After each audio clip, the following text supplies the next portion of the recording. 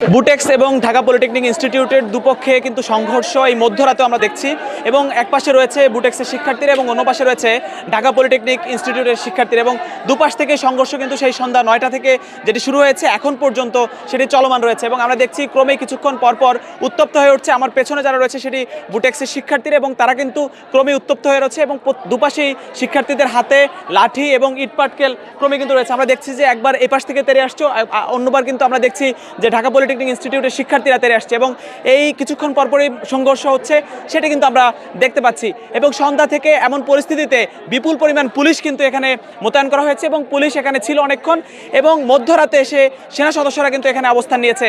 সেনা সদস্য এবং পুলিশ নানাভাবে নিয়ন্ত্রণ করার চেষ্টা করেছে এই জায়গাটি এবং আপনারা দেখতে পাচ্ছেন পেছনে এখনও কি পরিমাণ উত্তপ্ত পরিস্থিতি আসলে বিরাজ করছে সেটি আপনাদেরকে দেখানোর চেষ্টা করছি। তারা ভুয়া স্লোগান দিচ্ছে এবং নানাভাবে উত্তেজিত অবস্থা রয়েছে। এই ঘটনার সূত্রপাত আসলে সেই সন্ধ্যা 9টার দিকে আসলে দুই ইনস্টিটিউটেরই কিন্তু যে শিক্ষার্থীরা রয়েছে তাদের মধ্যে দুটি হলের মধ্যে কথা কাটাকাটি থেকে সংঘর্ষ থেকে শুরু করে এখন কিন্তু ক্রমেই মধ্যরাতে একদমই রণক্ষেত্রে পরিণত হয়েছে তেজগাঁওয়ের শিল্পাঞ্চল এলাকা এবং এই সড়কের মধ্যে ইটপাটকেল ছাড়া আর কিছুই আসলে দেখা যাচ্ছে না এবং দুপাশ থেকে অনিয়ন্ত্রিত অবস্থা রয়েছে। বুটেক্স এবং ঢাকা পলিটেকনিক ইনস্টিটিউটের যে শিক্ষার্থীরা রয়েছে তাদের প্রত্যেকের হাতেই লাঠি ইটপাটকেল রয়েছে এবং তারা ক্রমেই একবার ধাওয়া দিচ্ছে আবার পাল্টা ধাওয়া হচ্ছে। এভাবেই শিক্ষার্থীদের মধ্যে উত্তপ্ত পরিস্থিতি বিরাজ করছে।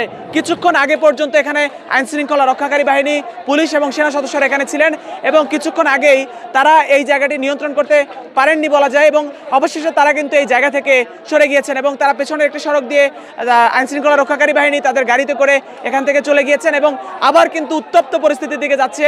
ক্রমেই আইন শৃঙ্খলা পরিস্থিতির অবনতি ঘটছে এবং এখানে সংঘর্ষ হচ্ছে সেটি কিন্তু আমরা দেখতে পাচ্ছি। বেশ কয়েকজন আহত হয়ে ঢাকা মেডিকেলে গিয়েছেন সেটিও কিন্তু আমরা জানতে পেরেছি। এখন পর্যন্ত তেজগাঁও শিল্পাঞ্চল এলাকায় যে উত্তপ্ত পরিস্থিতি বিরাজ করছে সেটি আপনাদেরকে দেখানোর চেষ্টা করছিলাম, জানানোর চেষ্টা করছিলাম। জিয়াদুল ইসলাম, নাগরিক, ঢাকা।